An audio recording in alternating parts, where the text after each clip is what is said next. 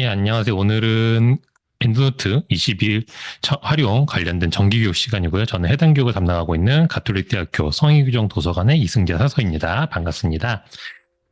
오늘 엔드노트는 총 5가지 목차로 준비를 해놨습니다. 그래서 엔드노트가 무엇인지 일단 살펴보고, 엔드노트는 크게 3가지 흐름으로 프로그램을 쓰게 되어 있어요. 그래서 먼저 레퍼런스라는 형태의 정보를 수집할 거고, 이 수집된 걸 어떻게 관리를 할 것인지, 그리고 이제 내가 정보를 다 모아서 관리가 끝나면은 그걸로 그냥 끝이 아니에요. 이 관리된 걸 갖고 실제로 논문을 쓸 때 어떻게 활용할 건지까지 가는 게 이 4번째 MS 워드 참고문 작성까지 보게 될 겁니다. 그리고 마지막에 정리하도록 하겠습니다. 일단은 이런 엔드노트라는 프로그램들을 쓰게 되는 이유는 문헌 관리를 하는 데서 발생한 문제들이 생기게 됩니다. 물론 오늘 참석하신 분들은 대부분 좀 어느 정도 연구 필드에서 많은 논문을 작성도 해보시고 하신 분들이 들어오신 것 같아요. 그러다 보니까 좀 더 와닿으실 것 같은데, 연구 자료들이 너무 많고 이거에 대해 자료들이 너무 많다 보니까 이것들을 그냥 PDF 형태로 정리를 하다 보면은 내가 어디에 뒀었는지 기억하기가 굉장히 어렵습니다. 선생님 앉으세요. 편하신 자리에. 여기 앞쪽에 앉으시면 되세요. 그래서 엔드노트라는 프로그램을 이용해서 쓰게끔 되어 있는데, 레퍼런스 매니지먼트 소프트웨어라고 부르게 되어 있어요. 그래서 서지 관리 도구 프로그램이라고 부르게 되고, 이거는 이제 크게 레퍼런스 매니지먼트 소프트웨어는 이제 이 안에 프로그램이 한 10개 정도, 10여 개 정도 있습니다. 전 세계적으로. 근데 그 중에서 저희는 엔드노트라는 프로그램을 쓰고 있어요. 선생님, 여기 앞쪽에 교환이 있어서 앞쪽에 앉으셔도 되시고, 아니면 교환 파일만 가져가셔서 보셔도 되세요. 그리고 이 엔드노트라는 프로그램은 이제 이 서지관리도 프로그램 중에서 유료와 무료로 이렇게 크게 나눠지게 되는데, 유료로 사용하는 프로그램 중에는 엔드노트와 레퍼웍스라는 프로그램이 제일 대표적이고, 무료로 많이 쓰고 계시는 거는 조테로 맨들레이라는 프로그램이 굉장히 유명합니다.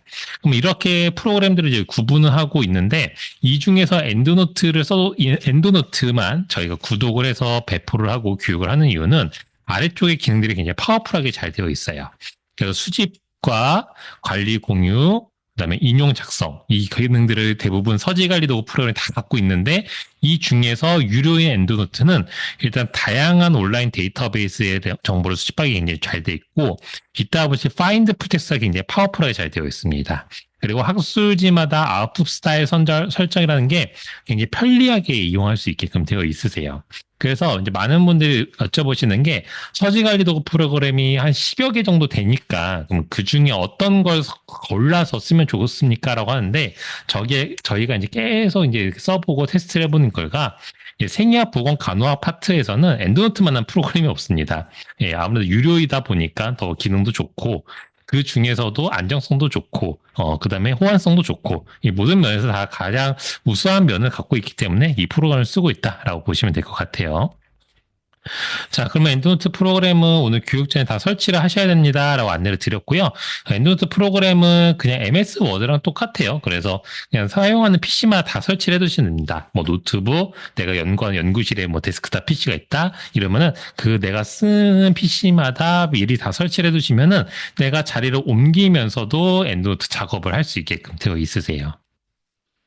자, 이번 엔드노트 기본 용어 좀 보고 갈게요. 선생님 혹시 세팅은 준비되셨어요? 네. 그러면 천천히 하면 될 것 같아요.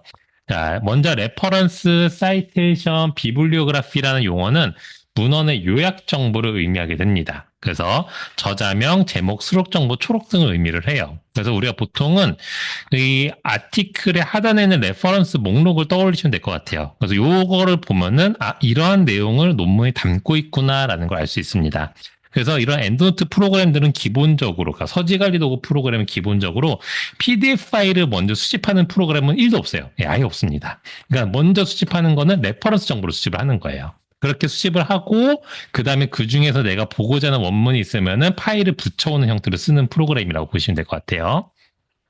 자, 그러면 이제 이러한 레퍼런스들을 어딘가에 모아놔야 될 텐데, 그 모으는 장소를 라이브러리라고 부르게 됩니다.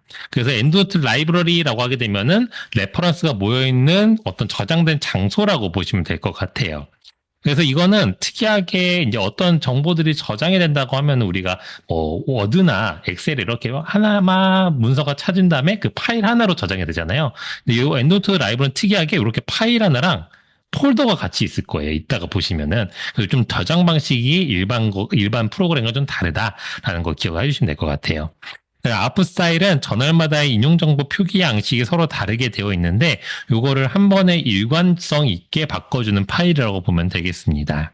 그 다음에 필드 코드라는 용어는 이따가 보시게 되면은 엔드노트란 프로그램을 써서 우리가 MS 워드에다가 참고 문헌을 막 삽입을 하게 될 거예요. 근데 이 두 개 프로그램은 서로 완전 다른 프로그램이거든요.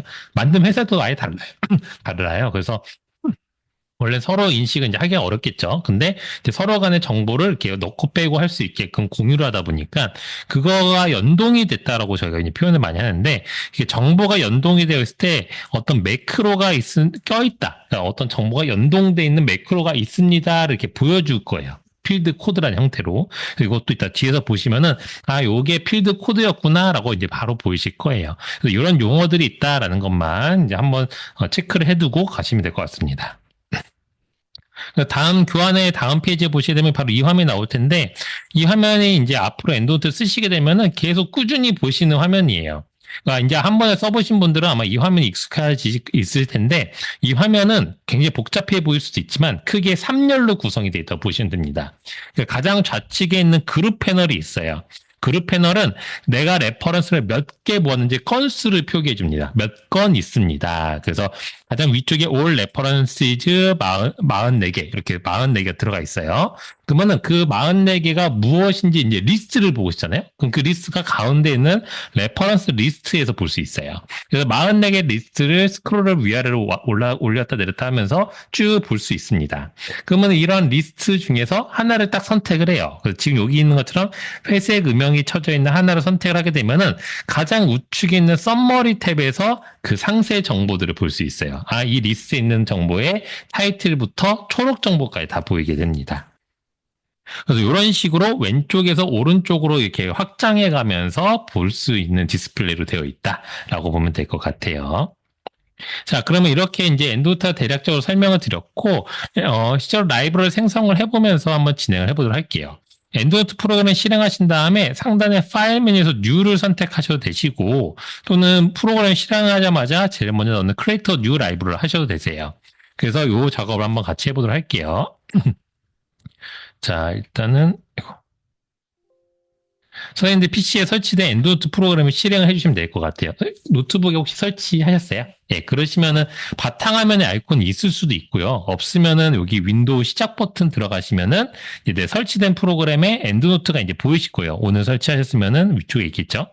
엔드노트를 실행을 해주시면은 오늘 설치를 만약 했으면은 처음에 업데이트라고 나올 거거든요. 근데 업데이트는 일단 이그노 디스하거나 캔슬 해두세요. 이거는 이제 실행할 때마다 나올 거고 그거 나오게 됐을 때 시간이 괜찮으실 때 한번 업데이트 해주시면 되세요. 뭐 엄청 오래 걸리지는 않는데 지금 하시면 좀 시간이 걸리니까 업데이트 나중에 하시면 될 것 같아요.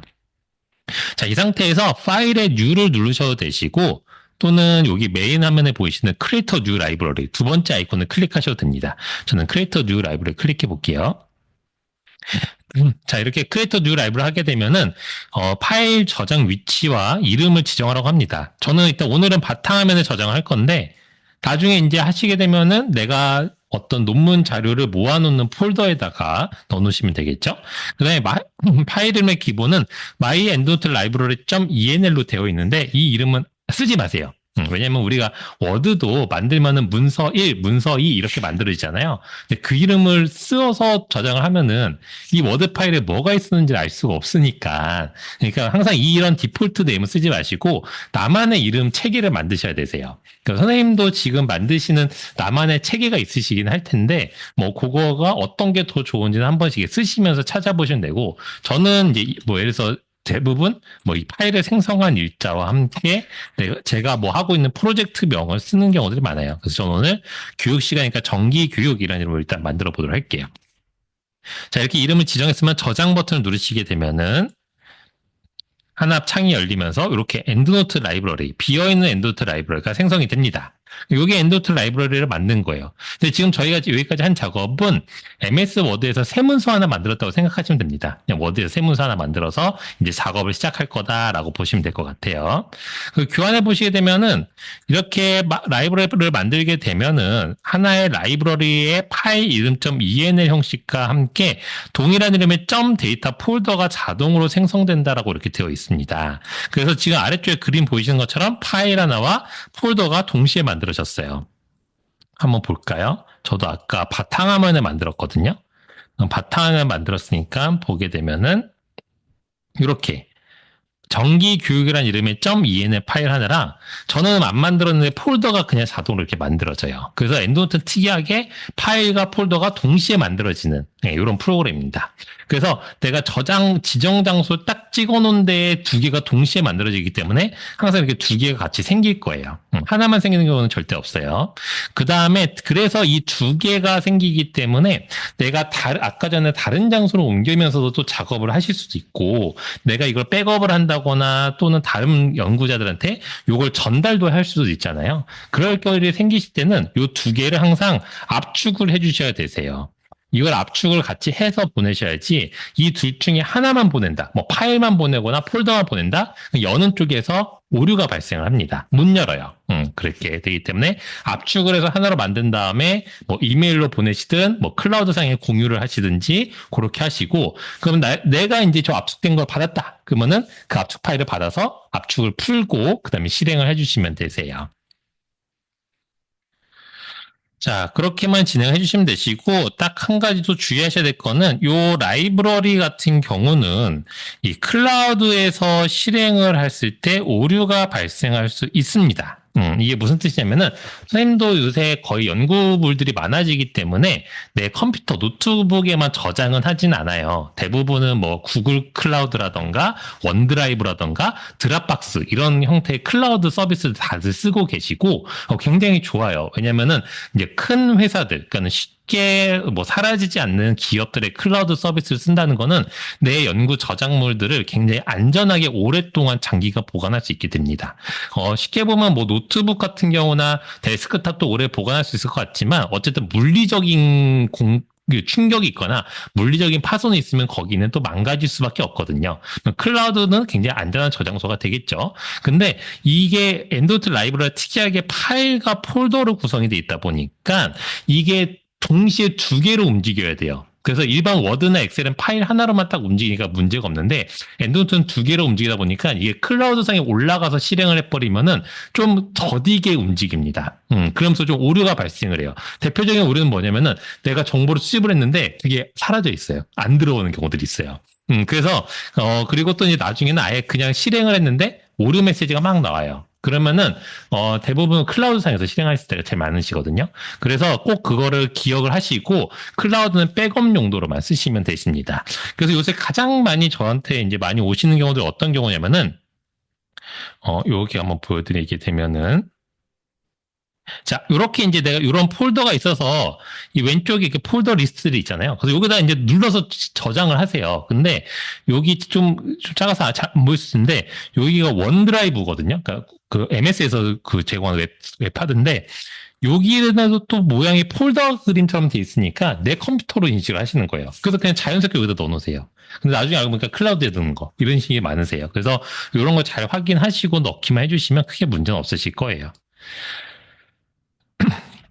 자, 그러면 실제로 정보를 한번 수집을 해볼 건데 먼저 펀메드 데이터베이스부터 보도록 하겠습니다. 펀메드에서 정보를 수집을 할 때는 검색을 하신 다음에 Send to 메뉴에서 사이테이션 매니저라는 버튼을 누를 수 있어요. Send to를 누르면 메뉴가 4개가 나오는데 그중에 사이테이션 매니저를 선택을 하고 그 다음에 셀렉션이라는 옵션이 등장하게 될 텐데 이 중에서 내가 몇 건을 내보낼지 개수를 선택을 하고 그 다음에 create 파일을 누르시게 되면은 파일이 하나 다운로드가 될 겁니다. 그 다운로드 받은 파일을 열기로 실행만 하시게 되면은 지금 보이시는 그림처럼 레퍼런스들이 엔도노트 라이브러리로 들어오게끔 되어 있어요. 한번 여기까지 한번 해보도록 할게요. 자, 일단은 펀메드 사이트를 들어가시려면은 도서관 홈페이지를 통해서 들어가시면 됩니다. 이제 교육을 신청하셨던 분들이기 때문에 도서관 홈페이지 꼭 로그인을 먼저 해주시고요. 그래서 도서관 홈페이지 쓰실 때는 반드시 꼭 로그인 하셔야지만 모든 서비스를 다 이용할 수 있게 됩니다. 자, 그다음에 펀메드에서는 키워드는 오늘 뭐 이제 검색 교육은 아니기 때문에 편한 키워드 아무거나 검색하도록 할게요. 그래서 펀메드는 여기서 이제 메인 화면에서 펀메드 탭을 누르고 여기서 바로 검색을 하셔도 되시고, 펀메드 탭을 누르시게 되면은 아래쪽에 펀메드 홈이라고 활성화되는데, 이 펀메드 홈을 누르셔도 바로 메인 페이지로 갑니다. 물론 이제 기존에 쓰시던 다른 방법들도 있으실 거예요. 뭐 서치에 데이터베이스 메뉴에서 들어가시는 방법들도 있으시고 한데, 뭐 대부분 많이 쓰시기 때문에 메인 화면을 거의 다 빼놓거든요. 그래서 이렇게 펀메드 홈으로 들어가시면 됩니다. 그 다음에 검색을 아무거나 키워드를 하셔서 검색을 해주시면 되세요. 일단 여기까지 해보도록 할게요. 여기까지 됐을까요? 네네. 자, 그러면은 이 상태에서 저는 일단 1587건이 등장을 했는데, 여기에서 이제 정보를 엔노트 라이브러리로 수집을 할 거예요. 그러면은 일단 이건 열어두시는 거예요. 엔노트 라이브러리는. 이 상태에서 샌드 투 버튼 누릅니다. 샌드 투 버튼은 검색창 아래쪽에 있어요. 그래서 샌드 투를 누르시고 4개의 메뉴 중에서 사이테이션 매니저라는 버튼을 누릅니다. 사이테이션 매니저 클릭할게요. 자, 사이테이션 매니저 클릭을 하시게 되면은 지금처럼 이렇게 옵션 창이 등장합니다. 셀렉션 옵션에 요 눌러보시게 되면은 All Result on this page, All Result, Selection 이렇게 세 가지가 등장을 해요.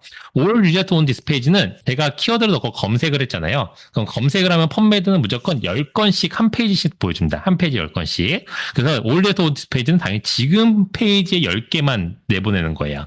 All Result는 제가 검색한 모든 결과, 저는 1587개인데 이걸 다 내보냅니다. 근데 요거는 좀 개수에 제한이 있어요. 만약에 선생님이 검색할 때 15,000개가 나왔다. 그럼 10,000개까지만 딱 내보낼 수 있게끔 지정이 됩니다. 그래서 올 리저트는 10,000개까지만 가능하다라고 이제 제한이 걸려요. 셀렉션 옵션은 뭐냐면은 검색을 하는 이 타이틀 옆에 보시게 되면은 번호가 있어요. 숫자가 1 이렇게 있는데 여기에 체크박스가 있습니다. 그 체크박스를 체크하면은 여기 셀렉션이에요. 그래서 내가 원하는 뭐 13579를 하겠다? 그러면 그렇게 체크를 해서 내보낼 수 있게끔 됩니다. 자, 그러면 일단은 올 리저트 하면 좀 오래 걸리니까 올 리저트 온 디스 페이지를 한번 해보도록 할게요. 올 리저트 온 디스 페이지로 크리에이트 파일 누르시면 됩니다. 크리에이트 파일. 자, 크리에이트 파일을 누르시면은 저는 지금 MS 엣지라는 브라우저 써고 있기 때문에 우측 상단에 이렇게 다운로드가 등장을 해요. 뭐 다운로드 버튼이 이제 다운로드 됐다라는 게 어딘가 등장할 텐데 그 다운로드된 파일을 클릭하셔서 실행을 하시게 되면은 이렇게 엔드노트 라이브로 들어오게 됩니다. 되실까요? 다운로드 받은 파일을 그냥 더블 클릭 또는 클릭하시면 됩니다. 들어와졌어요? 예, 예. 이렇게 보시면 되겠고요. 이렇게 들어와진 형태로 되는데 대부분은 이렇게 한 번에 한 페이지를 다 받는 경우들은 흔치 않아요. 왜냐면은 대부분 하나의 아티클 들어가십니다. 그래서 선생님도 아무 아티클 하나 들어가 볼까요? 그냥 아무거나 하나 들어가 보셔서. 아티클을 이렇게 들어가시게 되면은 타이틀부터 이제 초록 정보들이 쭉 등장을 합니다. 그래서 이렇게 쭉 보시고 난 다음에, 요거 좀 관심이 있네. 이렇게 관심을 갖게 되죠. 그 다음에 하셔야 되는 작업은 뭐죠? 요것만 봐서는 내가 딱 이게 필요한지 아닌지 알 수가 없잖아요. 그래서 원문을 보셔야 되잖아요. 그래서 원문을 보실 때는 항상 어디서 보시냐? 우측에 여기 타이틀에 있는 우측에 보시면 아이콘들이 있는데 여기 가장 아래쪽에 보면 Find It이라는 아이콘이 보일 거예요. 홈페이지를 로그인하면, 그러니까 도서 홈페이지를 로그인하고 펀메드를 들어오시면 요 Find It 버튼이 생겨요. 그냥 펀메드에서 하시면 안 생겨요. 그러면 요 Find It 버튼을 누르시게 되면은 도서관에서 구독을 하고 있는 저널들을 연결을 해줍니다, 얘가. 그래서 여기 보시는 것처럼 풀텍스트 파인더라는 게 등장을 하게 되고, 이 풀텍스트 링크를 줍니다. 이 링크를 누르게 되면은 PDF로 보실 수 있는 화면으로 넘어가요. 그래서 선생님이 평소에 도서 홈페이지를 로그인 안 하고 펀메드를 검색하셨다? 그럼 이 파인드 링크가 없고, 다른 아이콘을 클릭을 하시게 되면은 원문을 구매하세요 페이지가 등장을 해요. 네, 저희 도서관 한 13,000개 정도 저널을 보거든요. 그러면 그 저널들로 연결을 해주기 때문에 이런 식으로 보시는 게 좋습니다. 그래서 항상 이 Find It 버튼 이용하셔서 원문까지 이제 다 보시게 될 거예요. 그러면 원문을 다 보시고, 요 아티클 괜찮네. 요걸 한번 수집을 해놔야 되겠다 하시면은 그때 이렇게 하시는 거예요. 그때도 똑같이 검색창 아래쪽에 있는 Send to 버튼을 찾습니다. Send to 버튼 클릭하고, 그 다음에 네 번째 있는 사이테이션 매니저 클릭하시고, 네 번째 사이테이션 매니저 클릭. 그 다음에 이번에는 셀렉션 옵션이 등장하지 않아요. 아티클이 하나니까. 그 다음에 크리에이트 파일을 그냥 눌러주시면 되세요. 크리에이트 파일을 누르시게 되면은 역시나 파일이 하나 또 다운로드가 될 텐데 다운로드 받은 파일을 클릭해서 실행을 해주시게 되면은 이렇게 엔드노트 라이브러리로 또 들어오게 됩니다. 자, 되시죠? 자, 근데 여기서 이제 그러면 엔드노트 라이브러리를 좀 보면서 설명을 좀 드릴게요. 지금 보시는 화면에는 제 화면도 마찬가지고 선생님 화면도 마찬가지지만 한 개만 보일 거예요, 리스트에. 앞전에 들어왔던 10건은 어딨냐면은 가장 좌측에 있는 그 그룹 패널에서 All References라는 그룹에 11건이 들어와 있어요. 그래서 엔드노트는 항상 계속해서 들어오면은 이 All References 다 누적을 해놓습니다. 그리고 지금 막 가장 최근에 한 작업은 바로 아래에 있는 Imported References라는 그룹을 만들어서 임시로 이렇게 계속해서 보여줄 거예요. 그래서 지금은 하나만 보이지만은 또 내가 3개를 수집한다? 그럼 또 3개가 또 보이게 될 거고, 지금 있는 하나는 All References 이미 들어가 있고요. 이런 식으로 All References 누적을 하고 Imported References라는 임시 그룹에 들어와진다라고 기억하시면 되겠습니다. 자, 그 다음에 이제 또 한 가지는 이제 우측에 보이는 썸머리 탭 한번 볼게요. 썸머리 탭을 보시게 되면은 내가 리스트에 있는 거를 이렇게 쭉쭉 클릭을 하실 때마다 어떠한 정보들, 즉 타이틀부터 초록 정보들까지 있다라는 거를 쭉 보시면서 읽을 수 있게끔 지원을 해주고요. 썸머리 탭 바로 우측에 보시게 되면은 에디트란 탭이 보이실 거예요. 썸머리라고 되어 있는 거 바로 우측에 에디트라는 탭을 눌러보시게 되면은 어떠한 정보들이 들어있는지 다 상세적으로 필드별로 구분해서 보여줍니다. 그래서 저자, 연도, 타이틀 이런 식의 필드가 나눠져 있고 각각의 필드별로 정보들이 들어와 있어요. 물론 다 꽉 차 있진 않고 비어있는 것들도 있습니다. 비어있는 것들은 잘못된 건 아니고 펌메드에서 굳이 내보내지 않아도 되는 정보라던가 또는 아티클에 원래 없는 정보, 원래부터 없는 정보들은 내보내진 않아요. 그래서 비어있는 거니까 비어있는 건 크게 신경 안 쓰셔도 됩니다. 자, 그 다음에 이렇게 뭔가 저자 필드든 연도 필드든 이렇게 뭔가 메모 박스처럼 이렇게 돼 있잖아요. 거기가 다 하나씩 메모장 같은 거예요. 그래서 마우스를 한번 클릭을 해두시게 되면은 이렇게 커서가 깜빡깜빡입니다. 그래서 여기는 뭐냐면은 편집을 할 수 있다는 뜻이에요. 그래서 선생님이 이렇게 타이핑도 가능하시고 뭐 잘못 들어온 정보는 지울 수도 있고 이렇게 되어 있습니다. 그리고 내가 편집을 하고 나면은 우측 상단에 있는 세이브 버튼을 누르시게 되면은 그 편집한 내용이 저장이 끝나게끔 되어 있어요. 이런 식으로 편집을 하실 수 있어요. 자, 그 다음에 그러면 이 에디트 탭을 더 어떻게 활용할 수 있게 되냐면은 우리가 요렇게 내가 아티클을 하나 수집을 했는데 요 타이틀에 대한 아티클에다가 나만의 주기를 좀 남기고 싶어요. 나만의 메모를. 그러면은 대부분은 어떤 방식을 취하냐면은 이 중에 이제 비어있는 필드들을 활용을 합니다. 비어있는 칸을 활용하는데 항상 어디가 비어있냐면은 스크롤을 좀 내리시다 보면은 요 키워드라고 되어 있는 거 바로 위에 레이블이라는 게 항상 늘 비어있고요. 그 다음에 조금 더 내려가서 초록 지나가지고 더 내려가 보시게 되면은 리서치 노트라는 부분이 늘 비어져 있습니다. 이 두 개는 늘 비어져 있어요. 그럼 예를 들어서 저는 리서치 노트를 활용하겠다라고 하면은 대부분 여기다 이제 주기를 남기시면 되는데 그냥 주기를 이렇게 그냥 구문으로 남기시는 것보다는 나만의 코딩을 하시고 남기시는 게 굉장히 좋아요. 그래서 내가 어떤 카테고리별로 분류한 주기를 남긴다라고 했을 때 그 카테고리에다가 번호를 부여를 해서 주기를 해주시는 게 굉장히 중요합니다.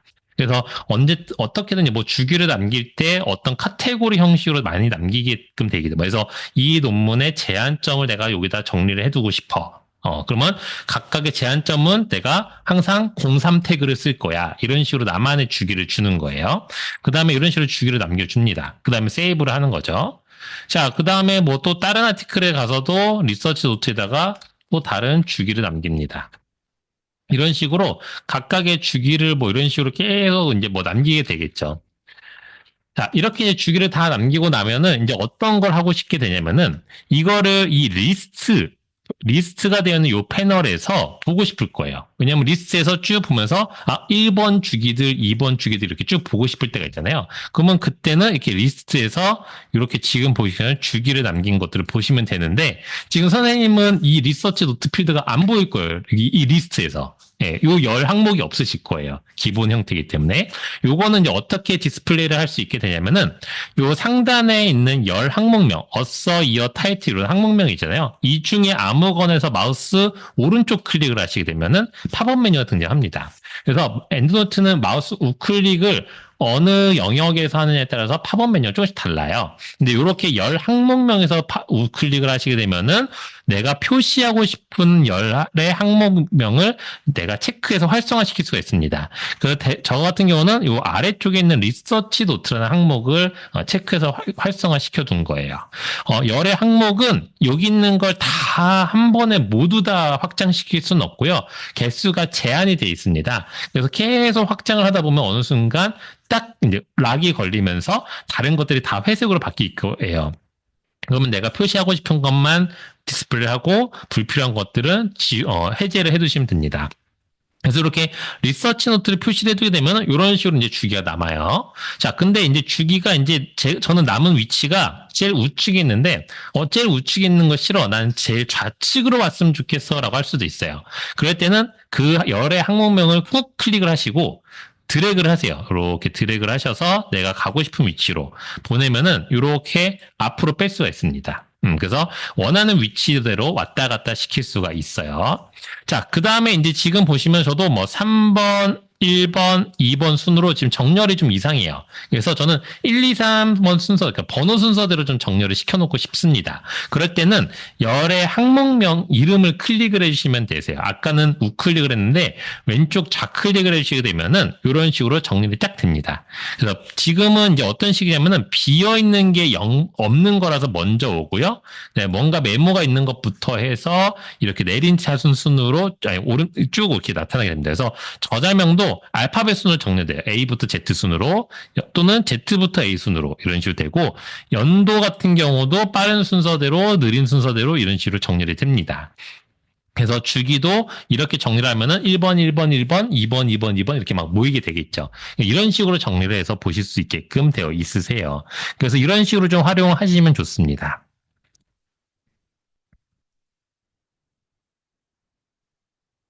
자, 이렇게 하시면 되겠어요. 자, 그 다음에 이제 또 알려드려야 될 거는, 요 앞전에 우리가 파일을 계속 다운로드를 받았잖아요. 그래서 아마 선생님도 지금 다운로드 받은 폴더에 보면 이렇게 펌매드 하고서는 뭔가 쭉 이름 있고 mbib라는 확장제 파일들이 내 PC에 계속 다운이 될 겁니다. 펌매드에서 다운을 계속 받으니까요. 근데 이거는 우리가 이미 실행을 해서 엔드노트로 보냈기 때문에 요 파일들은 다 지우셔도 아무런 상관없습니다. 그래서 나중에 파일이 계속 누적이 될 텐데 나중에 한 번씩 탁탁 지우셔도 되세요. 요 파일들은 어차피 내가 갖고 온 거기 때문에 굳이 안 갖고 계셔도 크게 문제는 없습니다.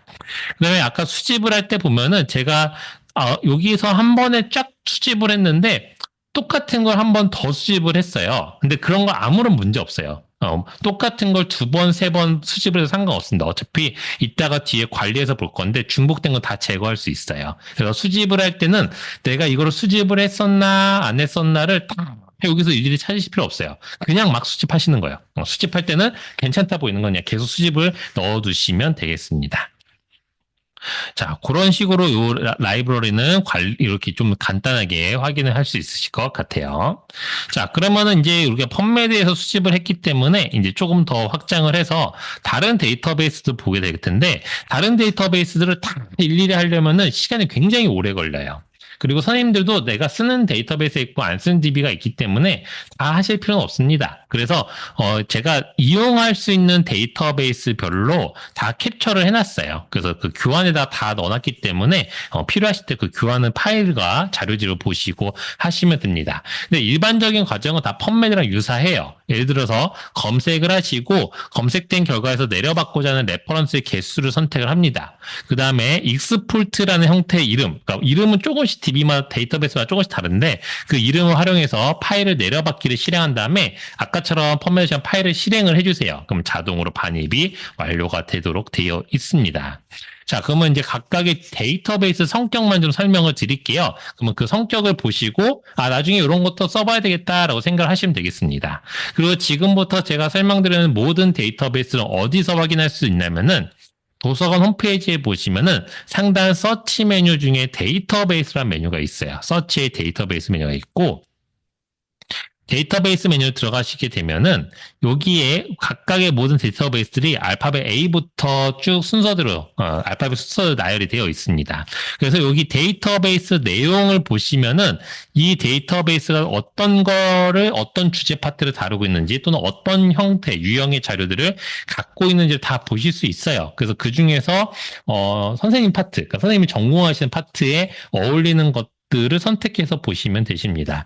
근데 예를 들어서 지금 볼 EMBase도 여기서 찾으실 수 있는데 EMBase라는 데이터베이스는 펀메드랑 굉장히 유사해요. 그래서 똑같이 생의학, 간호, 보건학 분야를 갖고 있어요. 다만 조금 차이는 펀메드가 갖고 있지 않은 유럽 쪽의 데이터들을 좀 더 갖고 있어요. 펀메드가 미국 국립학 도서를 만들어서 북미 쪽 데이터가 훨씬 많아요. 근데 EMBase는 그거 외에 유럽 쪽 자료도 좀 갖고 있어서 두 개를 좀 동시에 보시는 게 훨씬 더 좋긴 합니다. 그러니까 선생님도 연구를 하시다 보면은 미국 쪽 데이터로만 딱 논문을 쓰시는 것보다는 전 세계에 이렇게 쓰시려면은 두 개를 같이 검색을 하셔야 되시고, 여기에서는 익스폴트라는 명칭으로 이렇게 되어 있어요. 그래서 제가 캡처해 놓은 순서대로만 가시면은 다운로드 버튼까지 갈 수 있고, 다운로드 받은 파일을 열기만 실행하시면은 아까처럼 들어오게 됩니다. 그 다음에 웹 오브 사이언스라는 데이터베이스는 실제로 원래 어떻게 쓰는 데이터베이스냐면은 이렇게 아티클 하나 검색하신 다음에 선생님의 논문의 피인용 횟수, 내 논문이 몇 회 피인용이 됐는가, 지금 이 논문은 14번 됐다고 이렇게 써 있는데 내 논문이 얼만큼 피인용이 돼서 내 연구 업적이 얼만큼 올라가고 있는지를 보는 데이터베이스예요. 그리고 여기서의 피인용 횟수 체크는 어떤 걸 대상으로 하냐면은 우리가 흔히 말하는 SCI급 저널들만 해요. 그래서 웹 오브 사이언스 요 데이터베이스를 만든 회사가 우리가 흔히 알고 있는 SCI급 저널들의 리스트를 관리하는 회사입니다. 그 리스트를 관리하는 회사가 그래 우리가 관리하는 SCI 리스트의 저널들을 모아놓자 한 게 이 웹 오브 사이언스예요. 그래서 웹 오브 사이언스에서 검색을 하면은 주제 분야는 전주제 분야가 나와요. 전주제 분야가 나오는데 그 안에 SCI급들의 저널들만 있다라고 보시면 되겠습니다. 그래서 나는 내 이번 참고 문헌으로 SCI급 저널들만 챙기고 싶어 하면 여기서 검색하시면 좋겠죠. 여기는 익스포트라는 메뉴를 똑같이 쓰고 있고요. 또 이 회사가 만든 게 뭐냐면은 지금 우리가 보고 있는 엔드노트 프로그램도 이 회사가 만들었어요. 그래서 엔드노트 데스크탑이라고 이렇게 아예 나옵니다. 여기도. 그래서 이렇게 하시면 되세요. 스코퍼스라는 데이터베이스는 아까 EMBase라는 데이터베이스를 만든 우리가 흔히 알고 있는 엘스비어라는 출판사가 만든 거예요. 여기도 뭐 어떤 역할을 하는 데이터베이스냐면은 아티클의 타이틀이 있을 때 이 아티클에 대한 피인용 횟수를 체크하는 데이터베이스입니다. 그래서 웹 오브 사이언스처럼 전 주제 분야를 커버는 하고 있는데 이 두 개가 서로 다른 거는 커버리지가 좀 더 달라요. 웹 오브 사이언스는 연도의 뎁스가 굉장히 길고요. 스코프스는 연도의 뎁스는 조금 적은데 이 주제 분야의 뎁스가 좀 더 넓어요. 그래서 서로의 뎁스가 좀 달라서 두 개를 원래 다 같이 보는 편이 많아요. 네.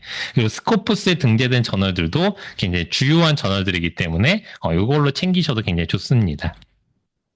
그래서 이런 식으로 똑같이 캡처된 순서대로 가시면 되시고요.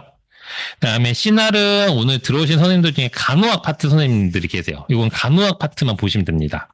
왜냐면은 여기에서 검색을 하면은 간호학과 관련된 학위 논문, 학술지 논문, 컨퍼런스 자료가 나와요. 그래서 다른 난 간호학 파트 아닌데요 하면은 안 보셔도 됩니다. 네, 근데 간호학 파트는 무조건 보셔야 되는 데이터베이스예요. 여기는 좀 특이하게 쉐어라는 버튼을 활용해서 이메일로 보내게끔 되어 있고요. 다음 화면처럼 이메일로만 보내시면 되겠습니다.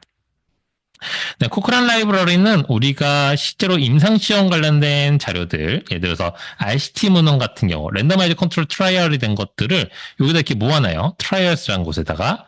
이거를 이런 문헌들을 종합해서 리뷰를 해서 체계적 문헌 고찰을 한 논문들이 모여있는 곳입니다. 그래서 저희 이제 도서관에서는 흔히 2차 문헌 데이터베이스다라고 이렇게, 그러니까 우리 실험 논문들이 1차 문헌이라고 하면은 그걸 갖고 리뷰를 한 걸 2차 문헌이라고 하거든요. 2차 문헌 데이터베이스가 되겠습니다.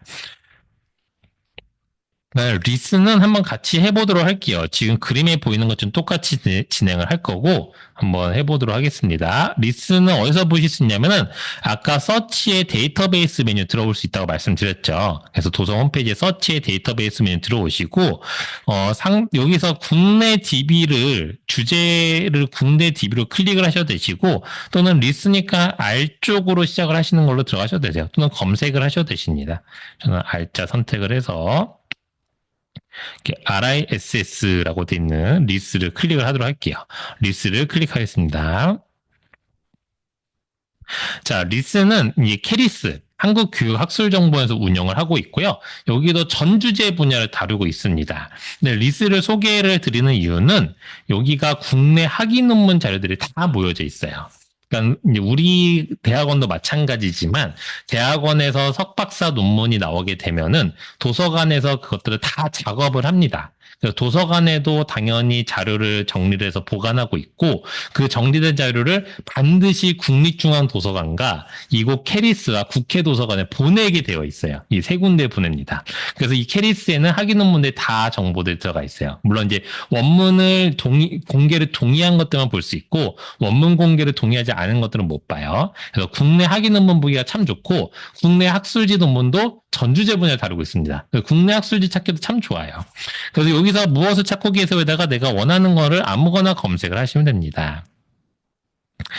저는 그냥 비소세포성함이라고 그냥 키워드 넣었는데 이런 식으로 쭉 나오게 될 거예요. 자, 그러면은 처음에는 통합 검색 형태로 돌아가게끔 되어 있습니다. 그 통합 검색은 논문 아티클의 유형별로 나눠져 있어요. 뭐 국내 학술 논문, 학위 논문 이렇게 나눠지는데 이 통합 검색 결과에서는 내가 뭔가 정보를 갖고 올 수가 없어요. 이 상태에서 아티클 하나를 선택을 합니다. 저는 뭐 여기 학위 논문 한번 선택을 해볼게요. 자, 이렇게 이제 선택을 했어요. 그러면 이렇게 아티클 타이틀과 함께 쭉 아티클에 대한 정보들이 등장합니다. 여기서 쭉 내려가 보시게 되면은 뭐 국문 초록과 영문 초록들까지 볼 수 있어요. 이렇게 초록 정보들을 쭉 읽어보시면 되겠고 초록 정보 읽어보신 다음에 마음에 든다 하면은 여기 소장기가 끝난 여기 원문보기라는 아이콘이 보이실 거예요. 이 원문보기 아이콘을 클릭을 하시게 되면은 지금 보시는 화면처럼 팝업이 등장하게 되고 이 등장한 팝업에서 바로 이렇게 PDF 형태로 열립니다. 이거는 뭐 다운로드도 다 받을 수 있게끔 공개된 거기 때문에 보시고 다운로드 받으시고 하시면 되겠어요. 자, 이렇게 이제 아티클까지 쭉 리뷰를 하고 나니까 이 논문 내가 갖고 있으면 참 좋겠다라고 하시게 되면은 이 아티클의 타이틀 있었고 여기 이제 정보, 아티클에 대한 정보가 있었는데 그 바로 아래쪽에 원문보기 우측으로 보시면은 내보내기 버튼이 있습니다. 내보내기 버튼 클릭할게요. 내보내기 버튼 클릭을 하시게 되면은 지금 보이시는 것처럼 이렇게 팝업 창이 하나 등장하게 됩니다. 서지정보 내보내기라 등장하게 되는데 내보내기 형태를 우리는 지금 배우고 있는 엔드노트로 지정해 주면 되세요. 엔드노트 슬러시 맨들레이라고 써있는 이 부분입니다. 엔드노트 맨들레이로 지정해 주시게 되면은 서지정보 형식을 선택하세요로 체크박스 막 있는데 체크박스 그냥 그대로 디폴트로 두세요. 따로 건드리실 건 없고 조금만 스크롤 내리시면은 내보내기란 버튼 또 등장을 합니다. 이 내보내기 버튼 클릭을 할게요. 클릭을 하시게 되면은 아까와 펀매드와 마찬가지로 파일이 하나 다운로드 됩니다. 다운로드 받은 파일을 실행해서 열기 클릭하시게 되면은 아티클이 제 엔드노트 라이브로 들어오게끔 되어 있어요. 자, 들어온 것들을 보시게 되면은 타이틀과 함께 초록 정보 들어오는데 대부분 리스는 국문 초록과 영문 초록 동시에 다 들어옵니다. 그래서 이게 어디에 들어오게 되냐면은 에디트 탭에 가보시게 되면은 앱스트랙 영역에 들어가 있어요. 앱스트랙 영역에 한 번에 국문 초록과 영문 초록 이렇게 동시에 들어오는 걸 볼 수가 있게 됩니다. 다만 좀 주의하셔야 될 거는 리스 같은 경우에 국문 초록에 글자가 간혹가다 깨지는 경우들이 간혹가다 있어요. 어떤 게 깨지냐면은 지금처럼 이렇게 한글이 등장하는 게 아니고 막 이런 식으로 알 수 없는 그냥 이렇게 기호들이 들어옵니다. 그래서 한글이 하나도 안 보여요. 그런 경우들은 이제 내가 어떻게 수정을 해주면 되냐면은 이게 글자가 깨져서 들어왔다 하면은 그 깨진 부분을 다 드래그를 하셔서 아까 편집할 수 있다고 그랬죠? 이게 딜리트나 백스페이스로 지워줍니다. 일단 지워주고 그 다음에 리스 페이지로 다시 가요. 가서 여기 아까 국문 초록이라고 이렇게 있었죠? 이 국문 초록을 그대로 드래그를 다 합니다. 그대로 드래그를 다 하고 그 다음에 마우스 우클릭해서 복사할 수 있죠 저희가 복사를 하고 엔드노트에 와서 여기서 마우스 우클릭하시면은 페이스트, 컷, 카피, 페이스트 메뉴가 다 등장을 해요. 그래서 붙여넣기 해주시면 됩니다. 그래서 여기는 아까 제가 말씀드렸잖아요. 메모장 같은 역할을 합니다라고 말씀드렸기 때문에 여기 필드에서 마우스 우클릭을 하면은 팝업 메뉴에는 대부분 잘라내기, 복사하기, 붙여넣기 다 나와요. 그래서 똑같이 우리가 그냥 문서 편집하듯이 여기서 편집을 할 수 있어요. 그래서 이런 식으로 붙여놔 주시고 끝나면 뭐 어떤 거? 세이브 버튼 클릭을 해주시면은 저장이 완료가 됩니다. 그래서 항상 다른 펌매드 같은 경우는 글자가 깨져서 들어오는 경우가 없어요. 근데 리스는 가끔, 아주 가끔 한글 초록이 깨지는 경우가 있거든요. 그 경우에는 수정을 해주세요. 왜냐면 수정을 해놓으셔야지만 나중에 선생님이 여기서 보실 때 쭉 보면서 이렇게 확인할 수 있기 때문에 초록들을 리뷰를 할 수 있게 됩니다. 그다음에 저희가 이제 DBPR라는 데이터베이스도 구독을 하고 있어요. 굉장히 많이들 보고 계세요. 대학원 선생님들도 많이 보시고, 예, 임상에 계시는 교원분도 굉장히 많이 보십니다. 그래서 여기에서는 DBPR는 이제 국내 학술지만 나와요. 국내 학술지들의 전주제 분야를 다루고 있고, 아티클들의 원문도 보실 수 있고, 요 인용하기 버튼을 통해서 똑같이 내보낼 수 있게끔 되어 있습니다. 이렇게 참고하셔서 이용하시면 되겠어요. 그 다음에 이렇게 모든 데이터베이스를 다 내가 보는 저널을 갖고 있으면 참 좋은데 그렇지 않습니다. 내가 보는 저널이 데이터베이스에서 안 나올 수도 있어요. 그럴 때는 그 전자 저널 자체에서도 보낼 수가 있는데 데이터베이스를 제공하는 회사마다 이름은 조금씩 다릅니다. 메뉴명이 익스포트일 때도 있고 사이트 아티클일 때도 있고 사이테이션 다운로드 있을 때 있어요. 근데 요 명칭을 그렇게 다 기억을 하시거나 메모하실 필요는 없으신 게 의미가 대부분 내보낸다, 인용한다라는 의미를 가진 버튼 딱 클릭을 하시면은 바로 여기에 엔드노트라고 아예 이렇게 딱 박아 놓습니다. 전 세계에서 가장 많이 쓰고 있는 프로그램이기 때문에 그냥 무조건 나와요. 그래서 그거 선택하시고 파일 받으신다는 실행만 하시면 되세요. 자, 그러면은 이렇게 이제 다 클릭만으로 정보가 들어온 거 확인했는데 이렇게만 정보가 다 들어와지진 않습니다. 왜냐? 우리가 요새 많이 인용하는 웹페이지 정보라던가 책자료, 우리 이제 도서관 이런 책자료 등은 클릭만으로 잘 들어와지지가 않아요. 그래서 이런 경우는 어떻게 하냐면은 직접 입력을 해서 참고문을 수집할 수 있게끔 기능이 있습니다. 방법은 상단에 레퍼런스즈 메뉴 중에 뉴 레퍼런스를 클릭을 해서 진행을 하게끔 되어 있어요. 그래서 내가 직접 만드는 겁니다. 이거 만드는 건 어렵진 않은데 딱 한 가지 주의해 주셔야 할 게 뭐가 있냐면은 저자명 입력만 좀 주의해 주시면 되십니다. 한 줄에 한 명의 저자씩만 입력을 해 주시면 되세요. 그래서 지금 보시는 것처럼 이렇게 한 줄에 한 명씩만 이렇게 입력해 주시면 됩니다. 한 줄에 여러 명을 쭉 입력하면 그걸 전체 한 명으로 인식을 해버리기 때문에 엔터로 내려가면서 입력을 해주시면 되시겠고 이름을 입력할 때는 대부분 성, 이름의 형식으로 입력을 해주십니다. 제 이름이 이승재 같은 경우도 이, 승재 이렇게 입력하거나 이, s.j. 이런 식으로 이니셜로 해주시면 되겠고 기관 저자명 그래서 우리 더 카톨릭 유니버시티 오브 코리아다라고 입력을 하시면은 가장 끝에 쉼표를 꼭 기재를 해주셔야 되세요. 가장 기관 저자명 쭉 쓰고 가장 마지막에 쉼표를 해주시지만 디스플레이가 잘 됩니다.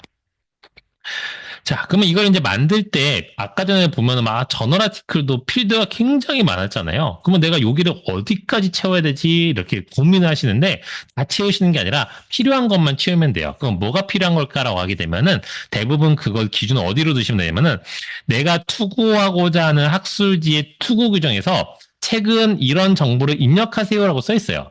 아티클은 뭐 이 정보를 입력하세요를 써있는데 그것까지만 입력하면 됩니다. 근데 이것만 입력하면 되나? 근데 물론 내가 추가적으로 더 필요한 것들 뭐 초록 정보라던가 이런 것들 더 필요하면 넣어두면 됩니다. 그러면은 어떤 게 도대체 학술지 투고 중에서 일반적으로 요구하는 값이지를 가이드를 드리면은 책 같은 경우는 요 정도 값을 넣으시면 되겠고요. 제가 이렇게 써놨어요. 그다음에 이 책 형식은 그냥 책 한 권을 한 저자가 쓴 경우고요.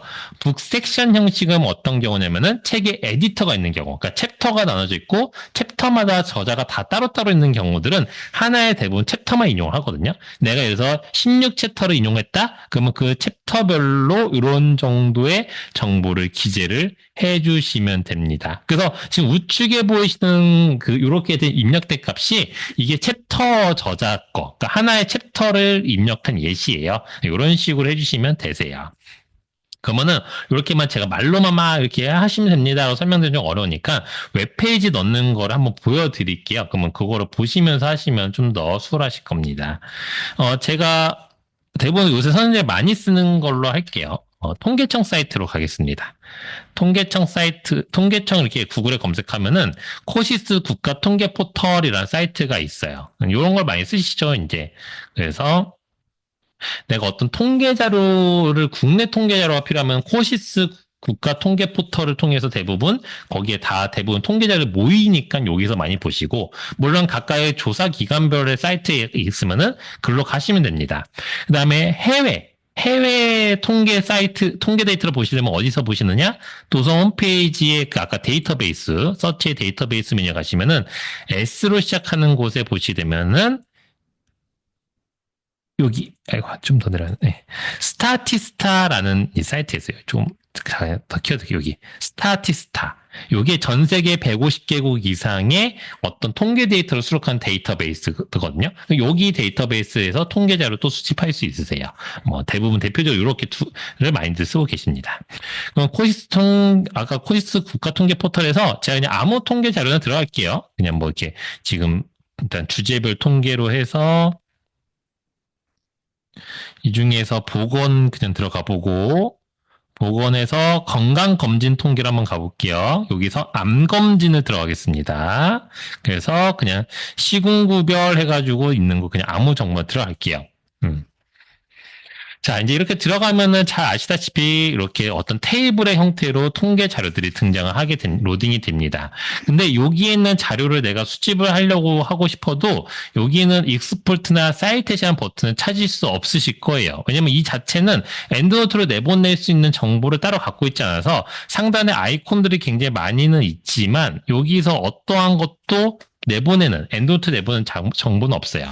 그러면 이제 여기를 내가 이 정보를 인트로덕션의 일부로 인용하고 싶을 때는 어떻게 내가 갖고 있으면 되냐면은 상단에 레퍼런스즈 메뉴 중에 뉴 레퍼런스 클릭해서 만드는 겁니다. 웹페이지 형식을. 레퍼런스 중에 뉴 레퍼런스 클릭할게요. 클릭하면은 이렇게 파워창이 하나 등장하게 되는데 이 파워창에서 제가 입력을 할 거니까 조금 줄여서 입력하는 거 같이 한번 보도록 할게요. 자, 교환으로 써있긴 하지만 제일 먼저 해주셔야 될 건 뭐냐면은 제일 첫 번째는 게 레퍼런스 타입이라고 저널 아티클로 써있거든요. 요걸 바꿔주셔야 되세요. 지금 제가 저널 아티클을 만약에 하시는 거면 요대로 두시면 되는데 웹페이지를 할 거기 때문에 클릭을 해서 형식을 바꿔줘야 됩니다. 형식을 보시면 굉장히 많아요. 뭐 블로그도 있고 그다음에 뭐 데이터셋도 있고 한데 여기 있는 걸 저희 분야에서 다 쓰진 않아요. 이게 전 주제 분야에서 쓸 수 있는 형식을 다 만들어 놨다 보니까 너무 많은 거고요. 저희가 주로 쓰는 게 북 섹션 이렇게 주로 두 개 많이 쓰고요. 아래로 쭉 내려가시면은 확인 논문 형식 있고요. 맨 아래쪽에 웹페이지 있습니다. 이 정도로 많이 쓰고 있습니다. 웹페이지로 바꾸게 되면은 요거 레퍼런스 타입을 바꾸는 이유는 이렇게 바꿔야지만 아래쪽에 입력할 수 있는 필드들이 웹페이지에서 쓰는 정보들로 변경이 됩니다. 왜 저널 아티클을 맞춰놓고 쓰시면 안 돼요. 그래서 이렇게 바꿔놓고 쓰시면 되시고 저자명은 일단 지금 확인이 안 되고 있지만 일단 통계청이라고 일단 넣어보도록 할게요. 통계청. 그 다음에 연도는 여기 다행히도 써 있어요. 어떻게 써 있냐면은 자료갱신일이라고 이렇게 써 있네요. 2024년 9월 23일이라고. 그래서 자료갱신일에 맞춰서 2024라고 이 연도는 써놓을게요.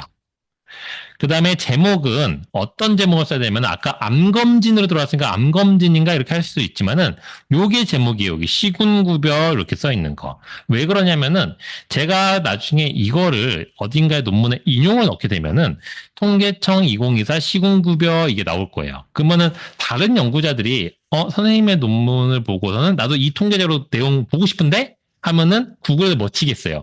요 타이틀을 치겠죠. 그래서 구글에서 타이틀 쳤을 때 요 페이지로 랜딩될 수 있으니까 똑같이 잘 써주면 되십니다. 그 다음에 한 가지 꼭 써줘야 될 거는 뭐 지역과 출판사 같은 경우도 있는데 이거는 알고 있으면 쓰면 되고 모르면 안 써도 돼요. 네, 그래서 웹페이지 같은 경우는 이거는 필수 값은 아닙니다. 그래서 필수 값은 아니죠. 옵셔널하게 쓸 수는 있어요. 아이고.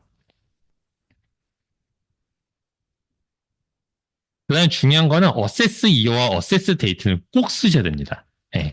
요거 왜 쓰셔야 되시냐면은 지금 저희가 본 게 2024년 9월 달에 업데이트가 마지막으로 된 자료를 보고 11월 달에 보고 있는 거예요. 그러니까는 나중에 이게 제가 11월 19일 날 봤지만 자료를 갖고 있다가 한 몇 개월 뒤에 제가 이걸 내 참고 문헌으로 쓸지 알 수는 없잖아요. 그럼 그 사이의 정보가 바뀔 수도 있잖아요. 네, 그래서 내가 언제 봤는지를 기록을 해두는 게 굉장히 중요합니다. 그래서 내가 보거나 또는 내가 논문으로 정말 논문의 참고문을 활용한다? 그러면 참고문을 넣기 전에 한 번 더 이 페이지를 열어봐야 돼요. 열어보고 정보가 바뀌었는지 안 바뀌었는지 확인해보고 그래 내가 확인했어? 그럼 다시 그 확인한 날짜로 갱신을 해주면 됩니다. 요 어세스와 어스테이트가 굉장히 중요해요. 그 다음에 더 중요한 건 뭘까요?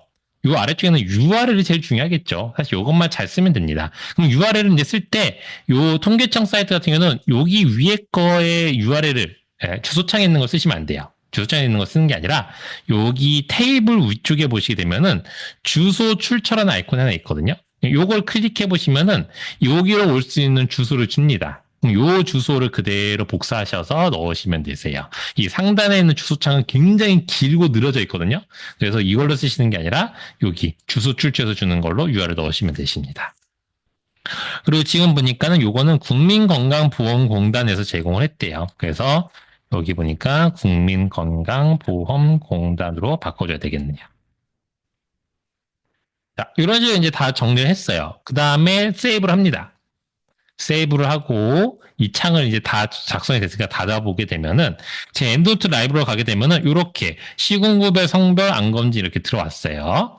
웹페이지 형태가 들어왔고 지금 우측에는 썸머리 탭에 보시게 되면은 썸머리 탭 아래쪽에 또 창이 작게 있습니다. 이게 없으신 분들은 어떻게 되어 있는 거냐면 이렇게 아예 깔아져서 안 보이는 경우도 있는데 이 경우는 가장 우측에 꺽쇠기호가 이렇게 있어요. 꺽쇠를 누르시면 펼쳐졌다가 꺽쇠를 다시 누르면은 닫아졌다가 요 창이 있습니다.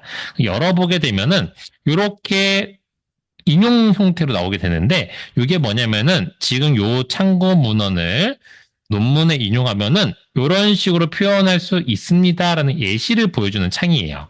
지금 보면은 국민건강보험공단에 시군구별 돼 있고 2024년도 자료인데 당신이 언제 인용했냐면은 24년 11월 19일에 인용했고 available from 이쪽 URL입니다. 이렇게 나와요. 이쁘게 잘 나왔죠? 그리고 이 URL 클릭해 보면은 당연히 아까 봤던 그 사이트로 딱 랜딩이 잘 될 겁니다. 이런 식으로 이제 잘 작성을 해주시면 되세요. 그래서 요새 웹페이지 인용도 많이 하고 계셔서 이 방법들을 쓰시면 되겠습니다.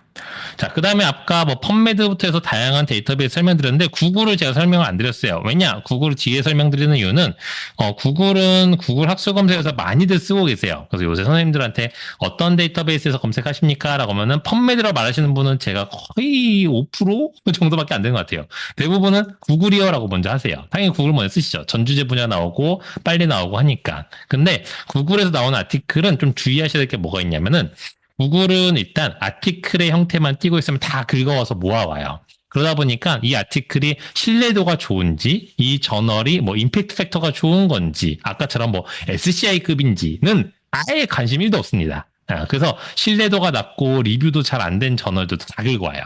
그래서 요새는 흔히 부실 의심 학술지라고 부르는 것들도 있는데 그런 부실 의심 학술지들도 구글에서는 종종 등장을 잘 합니다. 그래서 내가 알지 못하고 부실 의심 학술지를 내 논문에 인용하는 경우도 제법 많으세요. 제가 그걸 자주 보는 이유는 저희 도서관에 보시게 되면은 논문 형식 검토라는 서비스가 있거든요. 이걸 통해서 선생님들 레퍼런스 제가 검토를 해드리는데 레퍼런스 검토하다 보면은 전혀 본 적도 없는 저널들을 인용하신 경우도 있는데 그런 경우가 대부분이 구글에서 검색하신 경우들이고 앞전에 설명드린 부실 의심학술지에 대해서 좀 자세히 알고 싶으시면은 이 바로 옆에 있는 리서치 메뉴 논문 작성 가이드 메뉴로 들어가시게 되면은 여기에 논문에 관련된 논문 작성하실 때 쓸 수 있는 다양한 가이드들이 있는데 여기에 부실학술지라는 탭 메뉴가 있어요. 여기를 보시게 되면은 어떤 것들이 조심을 해야 되는구나라는 것들을 좀 보실 수 있게 되어 있습니다. 나중에 시간 되실 때 한번 보시면 좋으실 거예요. 자, 그래서 이런 것들 때문에 이제 설명을 이렇게 드렸지만 그렇다고 구글을 쓰지 마세요는 아니에요. 구글은 앞전에 설명드린 학술 데이터베이스를 먼저 검색을 다 하신 다음에 보조적으로 내가 조금 더 자료가 필요할 때 쓰시면 아주 좋습니다. 그땐 좋아요. 다만 구글 학술검색을 해서 엔드노트 정보를 갖고 올 때는 요거는 꼭 하셔야 되세요. 바로 이 구글 학술 검색에 들어가신 다음에 좌측 상단에 선 3개가 있는데 요 선 3개를 누르시게 되면은 설정 메뉴가 등장하게 될 거예요. 이 설정 메뉴에 들어가시면은 뭐 설정할 수 있는 메뉴가 몇 개 없습니다. 그 중에 서지 관리 프로그램에서 엔드노트에 요걸로 설정을 하시고 그 다음에 저장을 한 다음에 그 다음에 검색을 하시게 되면은 지금처럼 어떤 아티클이 등장을 하고 난 다음에 엔드노트로 가져오기 버튼이 생성이 돼요. 그러면 요거를 클릭을 하시면은 펌메드처럼 파일이 다운로드 될 거고 다운로드된 파일을 실행만 하시면 열기 하시면은 정보가 들어옵니다. 다만 아까 펌메드처럼 한 번에 한 페이지를 수집하는 기능은 없어요. 구글은 아티클별로 하나씩 다 수집을 해주시면 됩니다.